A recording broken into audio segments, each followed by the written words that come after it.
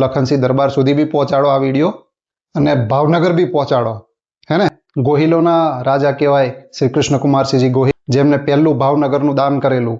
ભારતનું એકત્રીકરણ ચાલતું હતું ત્યારે પહેલું રજવાડું દાન કરનારા મહાવીર મહારાજા સંત, શું કહું તો ઓછું પડે, હે ને? આવા એવા રાજવી છે અમારા લખનસિંહ દરબાર છે, એમને ચળવળ ચલાવી છે કે ભાઈ એમને ભારત રત્ન એવોર્ડ અપાઈએ, અને અપાવવો જોઈએ. છે વસ્તુ કે ભાઈ સંત વ્યક્તિ જય દુકાળ પડેલો તઈ પગ મૂકે તો વરસાદ પડતો થઈ જાય.